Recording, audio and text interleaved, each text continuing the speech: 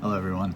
Today's video is about a very special little lizard, which I have with me right here, known as the Knuckles Mountain Pygmy Lizard, or as we're just going to refer to it here by its scientific name, Cophotis dumbara.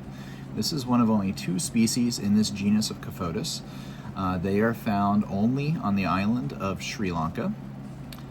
And this right here, believe it or not, is a full-grown male. Right? They are called pygmy lizards for a reason. They're quite small. But what they lack in size, they really make up for in incredible appearance, as you see here, and in terms of wonderful personality. Very active, very bold animal. They're live-bearing. You can keep them in pairs or even in trios, potentially. They pretty much have it all. They're just such an incredible little animal.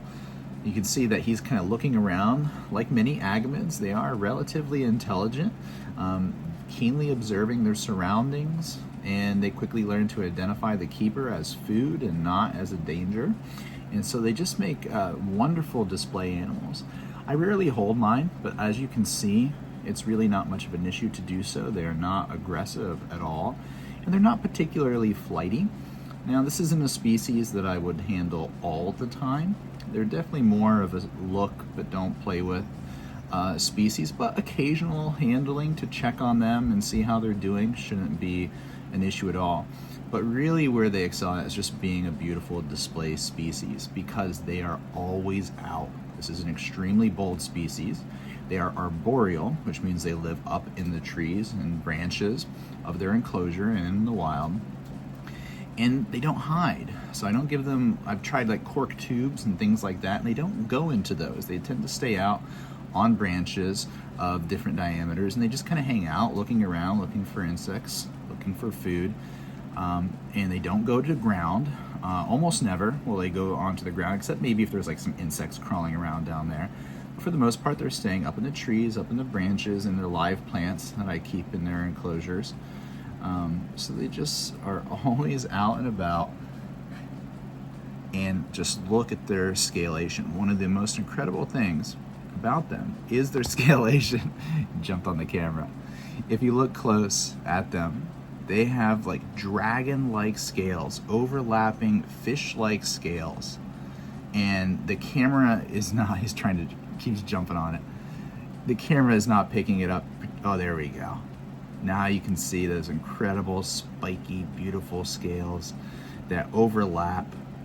And the males are a bit more colorful than the females. I'll show you a female here in a moment, but the females still can be quite beautiful. They do generally have a base color of green and brown and white, and they can even fire up and become almost like black in spots. They can have some aqua coloration. I have some females that are quite aqua and almost like a robin's egg blue in spots. Where they live in Sri Lanka is very variable in terms of climate. Temperatures can range anywhere from 42 degrees all the way up to 95 degrees depending on the season. And they do also experience distinct wet and dry.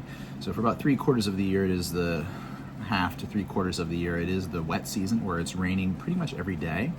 And then even in the cooler and drier winter, it is still raining relatively regularly, but probably not every day. It would be good to cycle them.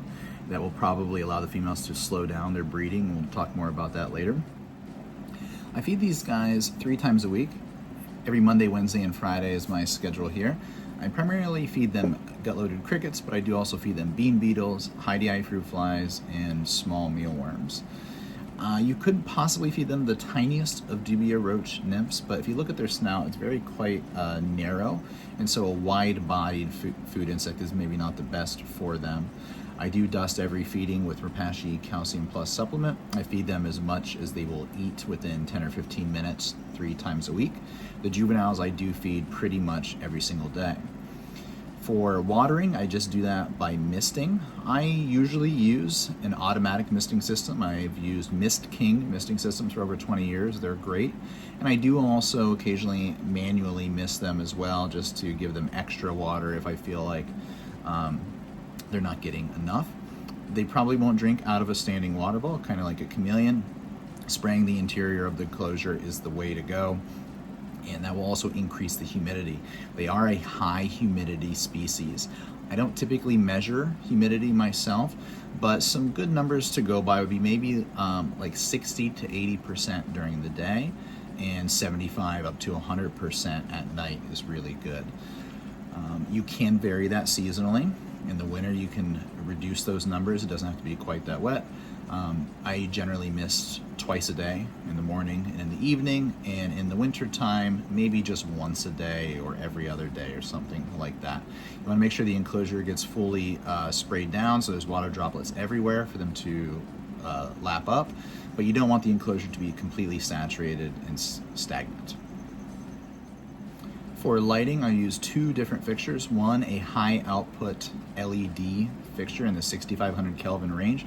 I don't recommend a particular brand. There are many different versions that work out there, but you do want it to be a nice bright white light. And then I also provide them with a UV bulb. I use Reptosun 5.0 T5 high output linear bulbs for them. During the summer, I have the lights on for 12 to 13 hours a day, and in the winter, then the lights are only on for about 10 hours a day. I do not provide them with a heat light. My room is in the high 70s or low 80s during the day, pretty much all the time, so they don't need anything warmer than that. If your room is very cold, then you might need a small basking bulb, but in general, this is not a high heat species. They can tolerate warmer temperatures, up into the 90s if for short periods of time, as long as it's high humidity. But that's more of like an extreme. We don't need to go that high. To set up their enclosure is kind of like a typical arboreal lizard setup, where you have a large central bushy plant. Ficus benjamina, golden pothos, or a species of fern work really well. That should take up the majority, or at least half of the interior of the enclosure. You want lots of cover and foliage for the animals to hide in, and then lots of branches running all around from high to low, different angles, horizontal, vertical, diagonal, different diameters. Give them lots of choices. This will allow the animals to choose where they want to perch, and what light they want to get, what temperature they want to get. By having lots of branches, that will give them those opportunities. I do always like to go fully bioactive with pretty much every tropical animal that I have, and these guys are no exception. So I have the plant planted directly in the soil substrate in the bottom, and then leaf litter, like live oak leaf litter, scattered around, and springtails are very good. Because they're a small animal, they have very small droppings. So with the exception of maybe cleaning off the walls and the branches occasionally, I almost have no maintenance, no cleaning with them at all, because of the misting and the high humidity and the relatively high temperature combined with springtails. Then that usually takes care of most of their droppings. So it really makes for a very low maintenance setup. This is a typical adult female. So you can see the coloration is not quite as striking as the male, although she does have some beautiful greens in there, and some can even appear aqua.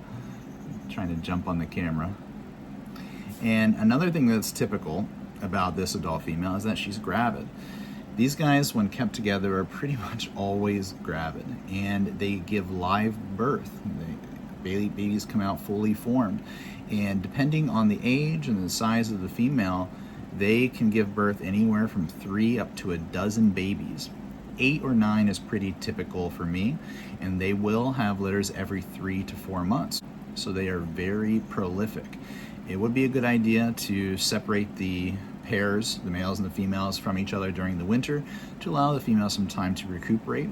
I haven't seen any issues with female burnout or crashing from breeding so much, but it's still probably a good idea to let her rest and recuperate. It's very obvious when a female is gravid because they become quite round. This one's pretty big, but I'll show you another one that is getting ready to give birth any day now. All right, so this beautiful girl here, you can see how round she is. She is going to give birth any day now. She's about ready to go, so it's super obvious when the females are gravid. And one thing that I've noticed is that when the females are about to give birth that day, the males actually become a little like antsy.